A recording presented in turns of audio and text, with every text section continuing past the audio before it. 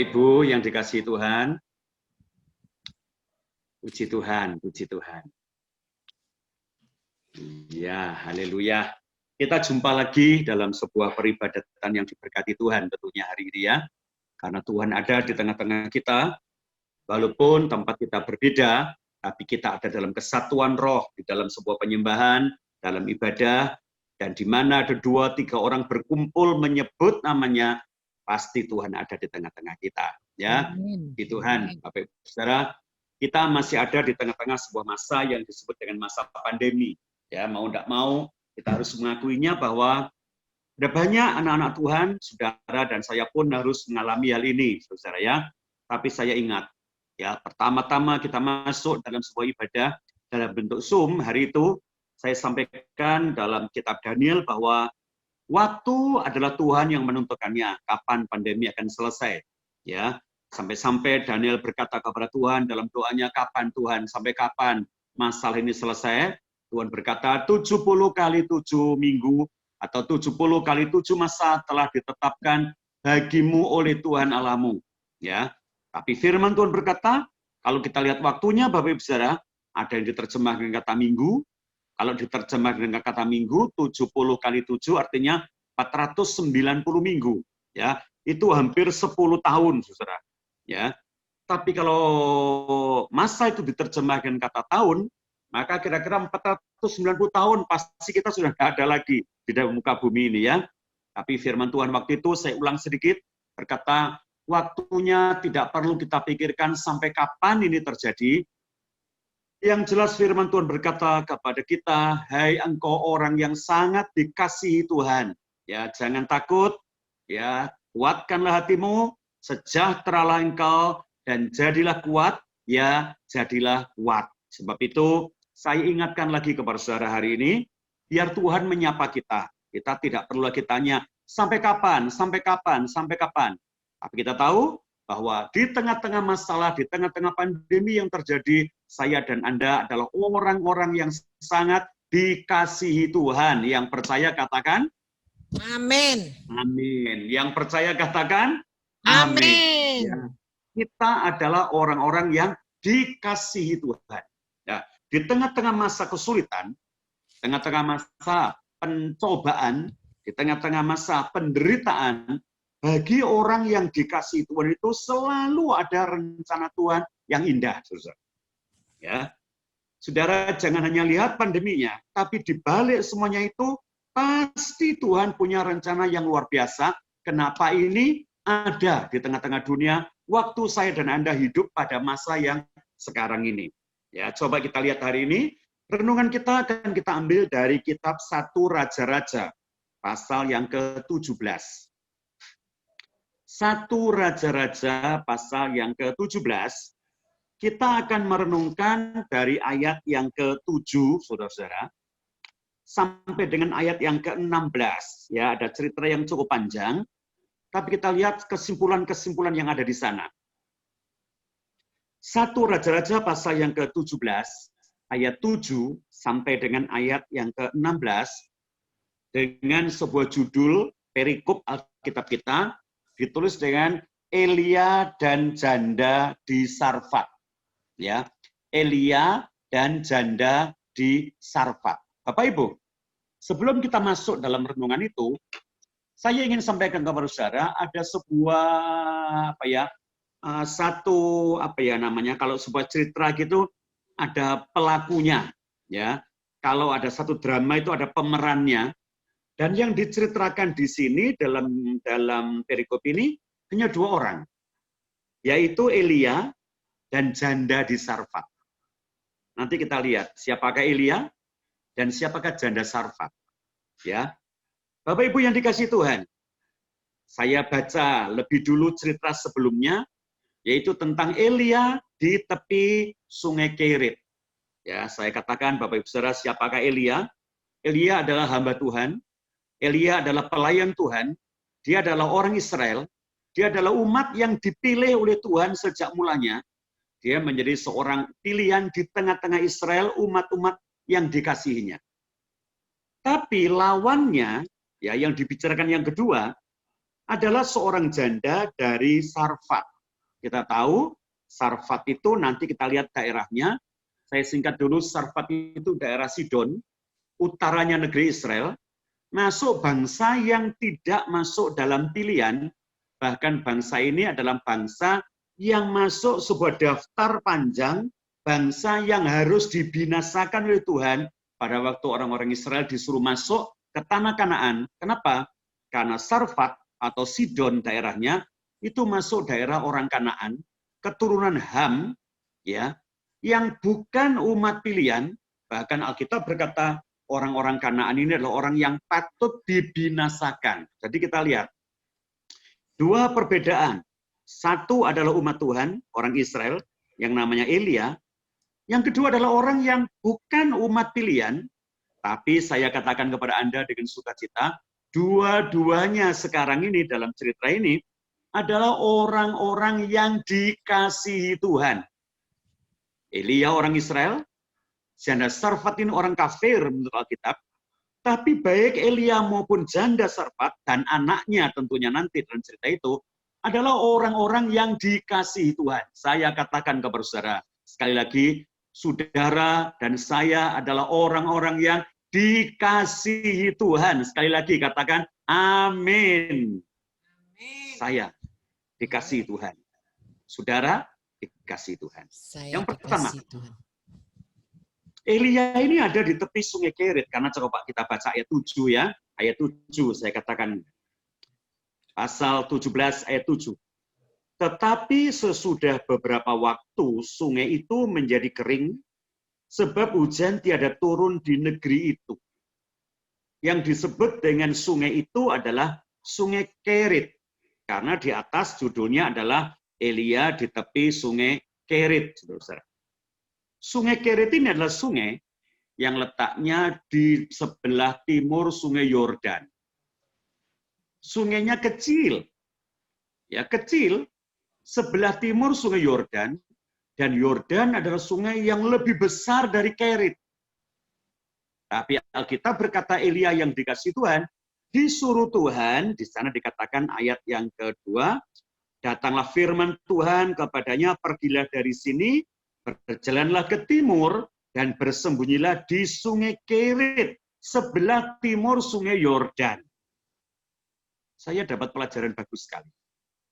Kenapa Kerit yang dipakai oleh Tuhan untuk piara Elia, kok bukan Yordan? Bukankah sungai Yordan jauh lebih besar? Bukankah sungai Yordan lebih dulu yang ditemukan kalau jalan ke timur, baru sungai Kerit? Saya katakan kepada saudara, Tuhan itu luar biasa. Ya, memberikan penghiburan kepada kita. Saudara jangan lihat sungainya. Besar atau kecil sungai, kalau toh sungai itu kecil, yang Tuhan pakai untuk pelihara saya dan saudara, pasti kita terpelihara seperti Elia dipelihara Tuhan. Apa itu sungai? Sungai adalah gambaran kita untuk melihat sebagaimana hal itu dapat menjadi sebuah jaminan untuk kita. Mungkin kita tidak punya pabrik besar. Kita tidak punya usaha yang besar. Kita tidak punya gangguan yang cukup besar. Yang dapat kita pakai untuk memikirkan bagaimana kita hidup dalam masa pandemi ini. Dan yang kita punya adalah sebuah usaha mungkin, toko mungkin, gangguan yang kecil mungkin. Tapi saudara lihat, sungai yang kecil yang namanya Kerit, itu bisa Tuhan pakai untuk pelihara Elia, sampai dia mendapatkan sebuah hidup yang layak. Amin. Dia dipelihara dengan sempurna. Hari ini saudara jangan pikir bisnis dulu ya. Sekecil apapun bisnismu, sekecil apapun usahamu, sekecil apapun yang kau punya, sekecil apapun sumber rezeki, sumber berkat yang kau lihat, itu akan sanggup pelihara kita karena Tuhanlah yang memelihara kita dengan caranya yang ajaib. Ya, kita tidak perlu ada di tepi sungai Yordan, cukup di Kerit. Asal nama Kerit itu artinya bagus, Bapak Ibu Saudara. Kerit artinya sama dengan kerat atau kerot. Ya, sungai Kerit, kerat atau kerot. Mungkin bahasa Indonesia dekat juga, yaitu kerat. kerat itu potong. Ya. Kerat itu pemangkasan gitu ya, dipangkas. Nah, Elia ini sebenarnya nabi yang baru saja dipanggil dalam pelayanan. Kalau kita melihat, dia belum ketemu Ahab, dia belum menyampaikan sebuah firman, dia belum KKR di Gunung Karmel, dia belum berdoa untuk minta hujan turun, dia belum melakukan perkara yang besar, tapi pertama kali nama Elia disebut, pasal 17, justru dia ada di Sungai Kerit untuk dipangkas. Apanya yang dipangkas, Bapak Ibu Saudara? Mungkin sifatnya, kedagingannya, ya, dipangkas. Jadi adanya persoalan, adanya penderitaan, Tuhan mungkin tidak hanya bekerja di tengah-tengah kita diberkatinya, tapi Tuhan ingin hidup kita ini semakin berkenan kepadanya sebelum kita melakukan perkara-perkara yang besar. Saya yakin di balik pandemi, setelah corona selesai, setelah COVID-19 hilang, ada panen besar jiwa-jiwa untuk kemuliaan Tuhan.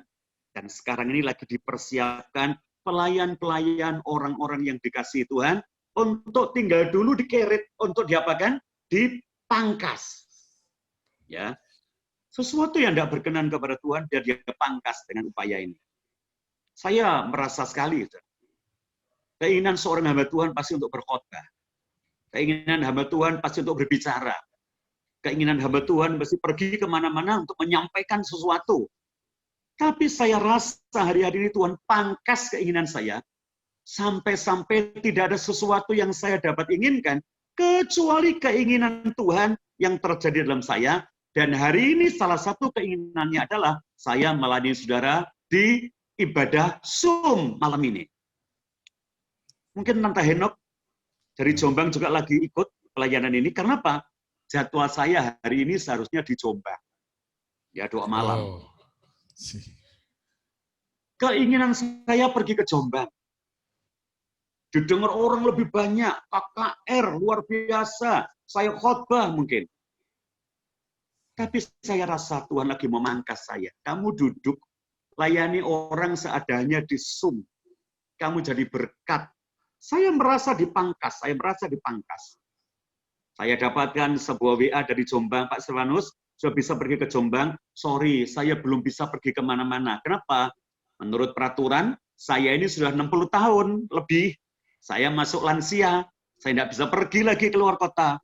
Tapi Tuhan izinkan saya melayani saudara, tinggal duduk di meja kerja saya bisa melayani Anda. Ini keinginan Amin. Tuhan yang luar biasa. Amin. Pemangkasan, dipangkas. Adakah keinginan-keinginan saudara yang tidak terpenuhi dengan adanya pandemi? Jangan susah. Itu rencana Tuhan. Adakah keinginan Anda untuk memiliki sesuatu dan batal karena pandemi? Jangan gelisah. Lagi dipangkas. Apakah saudara punya cita-cita untuk pergi ke sana, untuk pergi kemari? Yang hari ini tidak bisa kita lakukan. Kita lagi dipangkas. Saudara yang sakit mungkin harusnya Anda di Singapura. Mungkin ada yang lagi yang harusnya saudara ada di Malaysia. Atau harusnya ada di Jepang untuk berobat. Atau kayak RC. Dan dengan ini keinginan Anda dipangkas untuk duduk minum obat seadanya. Berharap kepada Tuhan tetap di kota kita masing-masing. Saya yakin dalam pemangkasan ini Tuhan bekerja luar biasa untuk orang-orang yang mengasihi. Pangkas. Ya. Setelah Sungai Kerit kering, masa pemangkasan habis, diperintahkanlah Elia pada ayat yang ke-8. Coba kita lihat. Maka datanglah firman Tuhan kepada Elia. 9, bersiaplah pergi ke Sarfat yang termasuk wilayah Sidon. Dan diamlah di sana. Ketahuilah, aku telah memerintahkan seorang janda untuk memberi engkau makan. Bapak Ibu, pergilah ke Sarfat. Saya tidak tahu, kemungkinan besar pada waktu itu ada desa lain, atau katakan kota lain, yang nama Sarfat juga di wilayah Israel.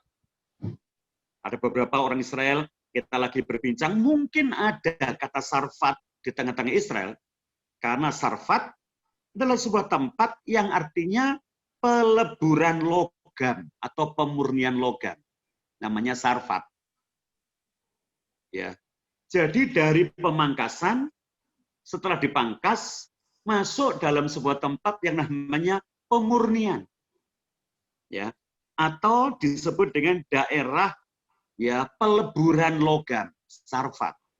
Tapi ya kita berkata, kalau ada Sarfat di negara Israel, Tuhan tidak suruh Elia pergi ke sana. Sarfat yang masuk daerah Sidon. Sarfat tempat kota orang kafir yang bukan umat Allah yang ada di Israel. Nah, kita tahu, saudara-saudara, Sidon ini adalah daerah asal seorang ratu yang bikin masalah di Israel sampai ada kekeringan ini, namanya Isabel. Isabel ini perempuan cantik dari Sidon, wilayahnya Sarfat ini. Dia adalah anak dari Raja Sidon, namanya Ed-Baal. Ya. Ed-Baal ini punya anak namanya Isabel, kawin dengan Raja Israel namanya Ahab. Nah, ini adalah daerah yang membuat mereka menyembah berhala, dan Isabel ini adalah orang yang mengusulkan, yang membawa Ahab sebagai Raja Israel jatuh dalam sebuah penyembahan, sampai-sampai kata firman Tuhan, tidak ada dosa seperti Israel lakukan pada waktu pemerintahan Ahab, yang melebihi itu pada waktu sebelumnya. Kenapa? Ahab adalah raja yang pertama kali bikin rumah ibadah untuk dewa Baal dan untuk Asyir. Dewanya orang mana? Baal adalah dewanya Ad-Baal. Ad-Baal adalah bapaknya Isabel dari kota atau wilayah Sidon. Nah, coba kita lihat, saudara. Judul yang bagus, Elia adalah umat Tuhan. Orang Israel. Janda di Sarfat adalah janda yang sebenarnya bukan daftar, bukan bagian dari umat pilihan. Tapi kalau saya lihat dua-duanya, baik Elia orang Israel maupun janda orang Sarfat, dua-duanya adalah orang yang dapat kasih karunia Tuhan, anugerah Tuhan, yang dapat pemeliharaan Tuhan yang sungguh luar biasa sesuai dengan rencana Tuhan. Hari ini kita dipersatukan. Sekarang ini tidak ada lagi orang ngomong tentang bangsa. Tidak ada bangsa yang lebih kuat. Tidak ada bangsa yang lebih lemah. Tidak ada bangsa yang dapat menyombongkan diri. Tidak ada juga bangsa yang harus minder di tengah-tengah bangsa yang lain. Kedudukan bangsa demi bangsa di dunia sekarang sudah sama. Kenapa? Sama-sama tidak mampu untuk memerangi yang namanya pandemi yang disebut dengan COVID-19 atau coronavirus. Dulu selalu orang berkata, Amerika hebat. Amerika sekarang korban paling banyak. China hebat. Dalam hal apa yang hebat? Dalam hal mempertahankan nyawa, tidak satupun bangsa yang dapat mempertahankan nyawa. Kedudukan bangsa itu sama. Sekaranglah firman Tuhan digenapi. Tidak ada Yahudi, tidak ada non-Yahudi. Semua bangsa sama di hadapan Tuhan. Dan siapapun bangsanya, asal dapat kasih karunia Tuhan, pasti selamat karena kasih karunia Tuhan. Itu yang membuat kita tenang. Siapakah saya? Siapakah saudara? Kita adalah orang-orang yang dapat kasih karunia Tuhan. Saudara bisa memikirkan tentang keadaan luar. Tapi yang lebih kita pikirkan adalah apapun keadaannya, saya dikasih Tuhan, saudara dikasih Tuhan, saudara dapat kasih karunia Tuhan, saya dapat kasih karunia Tuhan, dunia boleh bergelora, kasih Tuhan tetap untuk selama-lamanya. Amin. Banyak cara Tuhan melihat. Ya. Setelah itu pergi ke Sarfat. Bapak Ibu Saudara. Sarfat ini ya adalah tempat, saya ulang, artinya sebuah peleburan, pemurnian. Saya tetap berkata kepada Anda, orang-orang yang percaya yang dikasih Tuhan, persoalan ini tidak membuat kita binasa, tapi justru persoalan ini membawa pemurnian untuk setiap umat-umat Tuhan. Apanya yang dimurnikan? Kasih kita kepada Tuhan, iman kita kepada Tuhan, penyerahan penuh kepada Tuhan. Ini yang harus dimurnikan oleh berbagai-bagai pencobaan dan penderitaan. Tadi kita sudah berdoa kan? Namanya resesi sudah di ambang pintu. Sudah kelihatan. Menteri Kesehatan kita, Menteri Keuangan kita berkata, pandemi tidak dapat selesai di tahun ini. Jadi tahun depan diperkirakan masih dalam posisi yang sama, bahkan mungkin krisis demi krisis akan nyusul. Tapi Alkitab berkata, Sarfat untuk masuk ke sana bukan untuk dibinasakan. Elia, masuklah dalam peleburan, masuklah dalam pemurnian, masuklah dalam satu kondisi peningkatan rohani, peningkatan iman. Kenapa? Ada tugas lebih mulia yang menantikan engkau. Jangan takut tentang hidupmu. Aku telah menyuruh seorang janda untuk memelihara engkau, memberikan engkau makan di sana. Ya, berita tentang resesi mungkin menggoncangkan dunia. Negara-negara besar sudah mulai mengalami resesi. Negara kita sudah juga mulai dan akan terus mengalaminya. Jangan takut. Tuhan pelihara kita dengan banyak cara. Tuhan pelihara kita dengan caranya yang luar biasa. Pasti kita hidup, pasti kita selamat asal mampu masuk dalam sebuah peleburan, pemurnian. Nah, relakan dipangkas semua keinginan-keinginan yang tidak terpenuhi.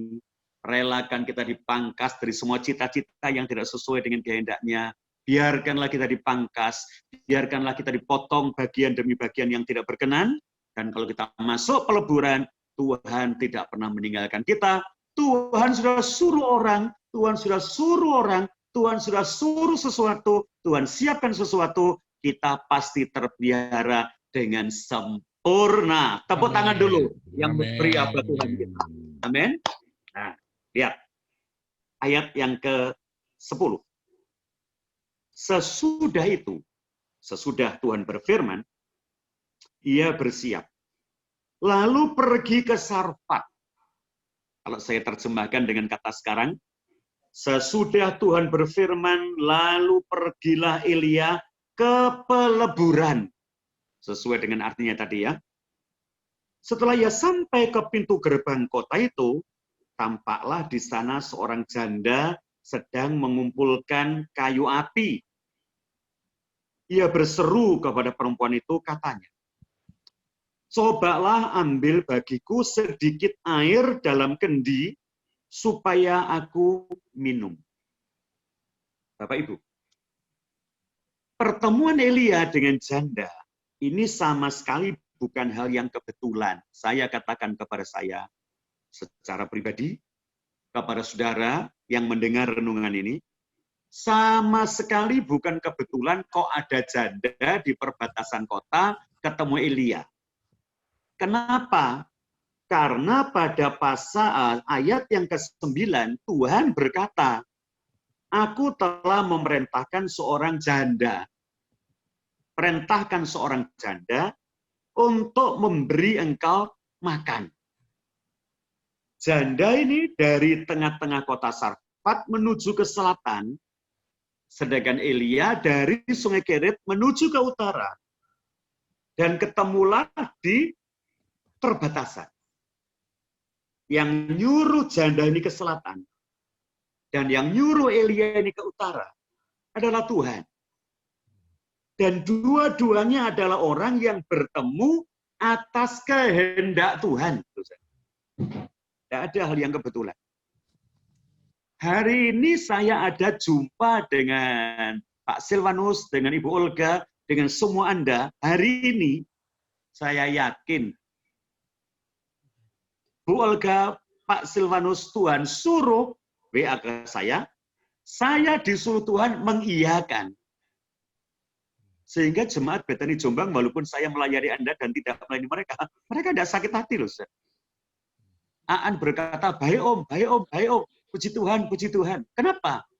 Kita ini ada dalam sebuah tindakan menurut perintah Tuhan. Taat kepada Tuhan. Basa Jawa. Rondo iku ngidul ya Tuhan sing ngongkon. Nabi itu ngalor ya Tuhan sing ngongkon. Dan kalau Tuhan yang nyuruh, dia tidak pernah salah dalam suruhannya. Asal kita taat kepadanya, kita pasti selamat dan terpelihara. Amin. Amin. Amin. Amin. Coba kita lihat. Amin.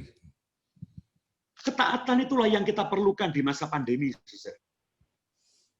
Sudah tidak usah banyak debat tentang firman. Kita tidak perlu banyak berteolog tentang menerima firman hari-hari ini. Apapun yang Tuhan katakan, taat. Elia pergi ke sungai Kerit. Loh Tuhan, Yordan kan lebih besar. Kerit Elia. Oke, weh Tuhan, weh. Janda, ngidulo. Cari kayu jangan ke barat, jangan ke utara. Kamu ke selatan, sebentar lagi ada nabi yang mau ke utara. Nanti ketemu kamu di sana. Sudah dalam satu rencana Tuhan. Dan dalam ketaatan yang indah inilah, ini sebuah resep, sebuah cara, satu metode yang Tuhan berikan untuk kita bertahan kuat, sehat, ya selamat, tidak kekurangan. Hari-hari ini cuma kita perlukan satu, kita dengar firman, kita taat kepadanya, relakan dipangkas, relakan dilebur untuk kemuliaan Tuhan dan untuk keselamatan jiwa-jiwa di kemudian hari. Itu tujuan kita. Oke? Setelah itu, Elia minta air. Nah, janda ini dikatakannya, ya ayat yang ke-10. Cobalah ambil bagiku sedikit air dalam kendi supaya aku minum. Ayat 11. Ketika perempuan itu pergi mengambilnya, ketika perempuan itu pergi mengambil air untuk Elia, ia berseru lagi. Apa katanya? Cobalah ambil juga bagiku sepotong roti. Yuk kita pelajari sedikit cerita ini. Kenal ya belum? Ya, satu dari Israel, satu dari Sidon, satu nabi, satu janda. Ini sesuatu yang sulit loh untuk dipersatukan. Satu, ya, disuruh minta air, air masih diambilkan, nyusul minta roti. Menurut Anda, cingli-cingli, lumrai wong mikir. Apa yang harus dipikirkan oleh janda itu? Aku minta air sedikit ya. Ya, sebentar ya, saya ambilkan. Baru ambil air belum diterimanya. Sebentar, aku juga minta roti ya. Itu lek basa Jawa itu lebih jelas. Ya, dikei ati ngerogoh rempelo. Air belum dikasih, minta roti. Itu kalau enggak Tuhan yang gerakkan hati janda itu akan jawab. Kenalai dorong, minta maneh. Dan doisin. Satu belum diambilkan, minta lagi satu. Siapa lu? Siapa gua? Coba kita lihat. Ini kalau Tuhan yang merencanakan, tidak ada satu perlawanan apapun. Hanya, dikatakan berikutnya, ayat 11. Ya, setelah dia minta sepotong roti, perempuan itu menjawab. Jawabnya begini, demi Tuhan Allahmu yang hidup. Kenal dari mana janda ini kepada Tuhan Allah? Tahu dari mana kalau Tuhan Allah yang dilayani oleh Elia adalah Allah yang hidup? Pasti ada sebuah hubungan baik. Tuhan berbicara khusus dulu kepadanya. Dia kenal ini Elia, ini Nabi. Allahnya yang dilayani adalah Allah yang hidup. Dan dia berkata, sesungguhnya tidak ada roti padaku. Sedikit pun, kecuali segenggam tepung dalam tempayan dan sedikit minyak dalam buli-buli. Ya. Dan sekarang aku sedang mengumpulkan 2-3 potong kayu api, kemudian aku mau pulang dan mengolahnya bagiku dan bagi anakku, dan setelah kami memakannya, maka kami akan mati. Ya. Kalau engkau cuma minta air, aku tidak keberatan, aku masih bisa menyediakan. Tapi kalau roti, aku punya pertimbangan. Betul ya Bapak Ibu ya? Punya pertimbangan ya. Kenapa? Roti sama sekali aku tidak punya. Sedikit aja tidak punya. Artinya tidak secepat saya bisa kasih kamu air, lalu bersama dengan roti. Lek air masih oke lah, lek roti sama sekali tidak. Berikut. Kalau aku harus memuat, harus bikin, ini coba ada tepung sedikit, dan minyak sedikit, itu cukup hanya untuk 2 roti kecil, 1 untuk aku, 1 untuk anakku, setelah kami makan, lalu kami mati. Saya cuma mau sampaikan kepada kita dalam Zoom ini. Perempuan ini di tengah-tengah krisis hampir selesai, dia tamat, tidak bisa bertahan, dia masih punya rencana. Rencana dari rumah, cari kayu, bikin roti 2 kecil-kecil, lalu makan, setelah itu mati. Itu agendanya yang dia punya. Saya tertarik dengan kebenaran. Di akhir, mungkin hari itu, hari terakhir dia makan roti. Dia masih punya rencana. Apa saudara masih punya rencana hari ini? Saya harap Anda masih semangat. Rencana harus masih kita punya. Masih punya planning untuk hidup untuk besok. Ya, jangan putus asa. Ya, masih punya rencana panjang. Anda masih bisa tulis sebuah rencana apa yang harus Anda rencanakan. Saya masih rencana untuk mantu loh, Saudara. Amin. Di tengah-tengah pandemi, ya, saya masih punya rencana untuk melayani Tuhan loh. Setiap hari saya mesti siapkan khotbah. Untuk kapan, Pak? Untuk kapan-kapan? Ya. Lagi apa, Pak? Lagi belajar. Untuk apa? Untuk khotbah. Loh, khotbah di mana? Nggak tahu di mana. Saya punya rencana. Kapan khotbahnya? Nggak ngerti. Saya masih punya rencana. Saya katakan orang yang nggak punya rencana sudah mati kehidupannya. Anda tetaplah punya rencana. Yang setuju katakan. Amin. Yang percaya katakan. Amin. Jangan buang semua rencana dan berkata, pandemi, ya kadek mantu-mantuan. Saya mau mantu. Mungkin yang dulu datang 4.000, yang kali ini mungkin 40 orang. Nggak apa-apa, yang penting punya rencana. Coba lihat. Tapi di tengah-tengah rencana itu, ya di tengah-tengah rencana, perempuan itu berkata, aku ini cari kayu, lalu pulang, bikin roti 2 kecil-kecil, 1 untukku, 1 untuk anakku, setelah itu selesai. Lalu Elia berkata, ya, ayat yang ke-13, perhatikan. Tetapi Elia berkata kepadanya, yang pertama, jangan takut. Yang kedua, pulanglah. Yang ketiga, buatlah seperti yang engkau katakan. Yang keempat, tetapi buatlah lebih dulu bagiku sepotong roti bundar kecil daripadanya, dan bawalah kepadaku, kemudian barulah kau buat bagimu dan bagi anakmu. Ini ayat pokok yang kita renungkan. Yang pertama setelah dia sodorkan rencananya, ini loh rencana saya. Ya, saudara boleh loh menyodorkan rencana di bentuk kertas, lalu ditunjukkan Tuhan, rencanaku itu ini, harianku itu ini, aku maunya begini. Saudara tunjukkan aja rencana itu pada Tuhan. Saya bawa dalam doa kita rencana-rencana. Saya bawa kepada Tuhan apa yang saya mau sampaikan atau saya mau lakukan. Tetapi saya mesti rela. Tuhan baca, Tuhan melihat rencana saya, lalu Tuhan berfirman lewat Elia dalam hal ini berkata, ya, jangan takut.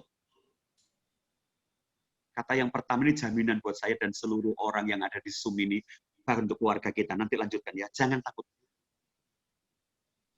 Anda akan jawab, bagaimana enggak takut Pak keadaan seperti ini?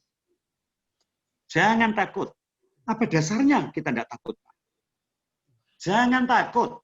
Loh, ya apa sih Pak? Tidak takut ya apa? Tuhan Yesus pernah sampaikan kata ini kepada Yairus dengan berkata, jangan takut, percaya saja. Di mana ada kata percaya, di sana lenyaplah ketakutan. Dan di mana ada ketakutan, lenyaplah percaya kita kepada Tuhan. Ya, jangan takut, percaya saja. Artinya jangan takut, beriman saja. Kalau rasa takut kita naik, iman kita turun. Semakin kita takut, semakin tidak percaya. Semakin kita tidak percaya, meningkat takut kita. Tapi kalau percaya kita naik, takut kita pasti turun. Tambah percaya, tambah tidak takut. Semakin percaya, semakin hilang ketakutan. Sangat percaya, lenyaplah ketakutan kita. Amin. Jangan.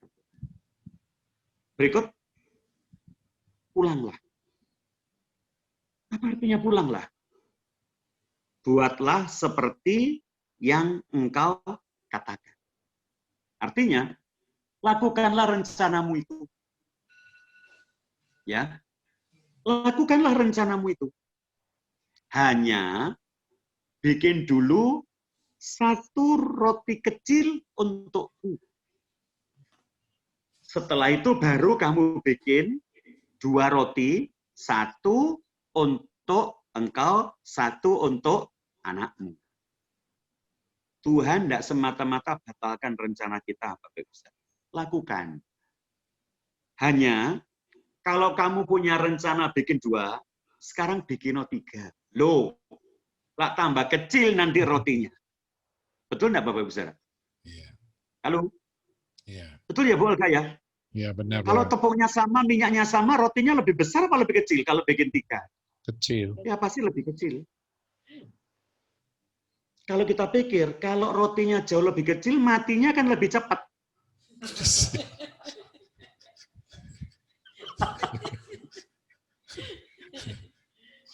Saya cuma habis pikir. Jadi perempuan, pulanglah.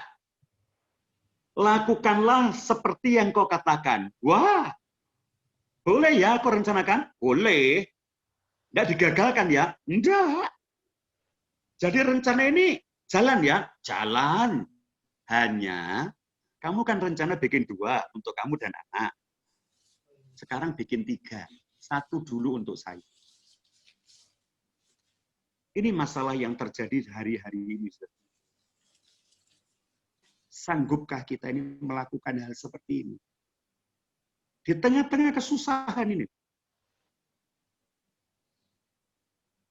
Kalau air memang limpah, kita mudah untuk memberi. Kenapa? Tanpa pertimbangan. Tapi sedikit tepung dan sedikit minyak, mampukah kita buat yang harusnya roti itu gede buat kita 2 dan keluarga, harus jadi 3 untuk keluarga lain. Berkurang. Ini yang namanya sarfat, ini namanya peleburan. Yang dilebur adalah keinginan untuk cukup seorang diri, keinginan untuk mencukupi diri sendiri, itu dilebur benar-benar hari ini. Dan pertimbangkanlah, memang 2 untukmu engkau rencanakan, tapi coba sekarang ubah, selaraskan dengan rencananya Tuhan, Tuhan suruh engkau bikin 3, kan lebih kecil Tuhan, tidak apa-apa. Rasa kenyangnya kan lebih singkat, memang. Menurut janda ini, kematiannya kan lebih dekat, itu kan menurut kamu. Nah, dasarnya apa Elia berkata demikian? Tidak sekedar menyuruhnya. Coba kita lihat dasarnya. Ayat 14. Mari kita baca ayat 14. Sebab beginilah firman Tuhan Allah Israel. Ini dasarnya. Tepung dalam tempayan itu tidak akan habis. Dan minyak dalam buli-buli itu pun tidak akan berkurang. Sampai pada waktu Tuhan memberi hujan ke atas muka bumi. Berbagilah. Loh, lah tambah cepat habisnya. tambah singkat Tuhan masa hidupku ini. Tambah kecil rotinya. Kan saya lebih panjang laparnya. Enggak. Buatlah dulu bagiku. Ini dasarnya Tuhan bicara. Tepungmu itu tidak akan habis. Minyakmu tidak akan berkurang. Sampai kapan? Sampai hujan turun ke atas muka bumi. Pulih semuanya. Engkau cukup dan tidak berkekurangan. Itu sarfat. Habis dipotong, dikeret. Kita dilebur di sarfat. Untuk apa? Jadi cemerlang. Mari coba kita lihat ayat 15. Lalu pergilah perempuan itu dan berbuat seperti yang dikatakan Elia. Maka perempuan itu dan dia, yaitu Elia, serta anak perempuan itu mendapat makan beberapa waktu lamanya. 16. Tepung dalam tempayan itu tidak habis. Dan minyak dalam buli-buli itu tidak berkurang. Seperti firman Tuhan yang diucapkannya dengan perantaraan Elia. Siapa yang tidak kepingin punya pengalaman ini, saudara-saudara yang ada di Zoom? Aku ini kepingin Tuhan, roti tidak habis-habis, tepung tetap ada, tidak kekurangan, dompet tidak pernah kosong, namanya jen pao, namanya pao itu mesti isinya jen. Jangan sampai jen pao kita berubah jadi KTP pao, ya dompet cuma isi KTP kan, saudara. Jen pao tetap isi jen. Tapi tahukah Anda, 2 bagian yang harusnya untuk kita, harus jadi 3 bagian yang sepertiga untuk Tuhan. Wah, berat. Sorry. Ada banyak orang untuk 1/10 aja sulit, apalagi untuk 1/3. Wah, sulit. Dan kalau Tuhan yang menyertai kita, hasilnya, puncaknya, kulminasinya, kita baca ayat penutup kita. 24. 1 Raja-Raja 17 ayat 24. Kemudian kata perempuan itu kepada Elia, sekarang aku tahu bahwa engkau abdi Allah dan firman Tuhan yang kau ucapkan itu adalah benar. Saudara, jangan takut. Mungkin Anda masih di Sungai Kerit, atau saudara sudah sampai di Sarfat. Keadaan kita mungkin masih beda. Anda yang lain mungkin masih tenang, duduk di Sungai Kerit. Yang lain sudah diperintahkan untuk menuju ke Sarfat. Yang lain masih ada dalam pemangkasan.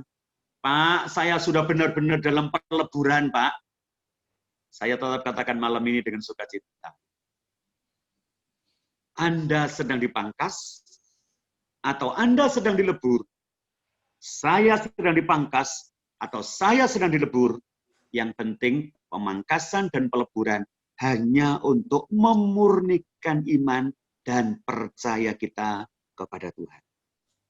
Dengar firman-Nya, jangan takut, percaya saja, pasti Tuhan menolong kita. Haleluya, haleluya. Tuhan memberkati saudara-saudara. Amin. Luar biasa firman Tuhan. Menguatkan kita ya. Pak Stefanus bisa doa untuk orang sakit? Ya, saya sudah terima WA beberapa orang yang harus kita doakan, saudara-saudara. Dan kita akan berdoa untuk mereka ini ya, dengan iman. Ya, saudara-saudara yang sedang dan akan kami doakan, saudara mungkin dalam pemangkasan. Keinginanmu dipangkas, sabar. Tuhan punya rencana yang luar biasa. Mungkin Anda sedang dilebur. Habis-habisan. Keuangan, kesehatan, keluarga, rumah tangga. Tetaplah percaya. Engkau dilebur bukan untuk dibinasakan. Tapi engkau dilebur untuk dijadikan alat kemuliaan Tuhan. Ya, jangan pernah Anda pikir sudah uang tidak ada, badan tidak sehat, sudah sakit-sakitan, keluarga begini, ini begitu, ini begini. Bapak Ibu, jangan pernah putus asa. Ya, yang akan kami doakan ada 10 pokok doa. Saya tetap pesan lebih dulu, Anda percaya, jangan takut, lakukan rencanamu, Tuhan akan memimpin, Tuhan akan mengusulkan rencananya, selaraskan rencanamu dengan rencana Tuhan, pasti baiklah keadaan. Mari kita tundukkan kepala kita.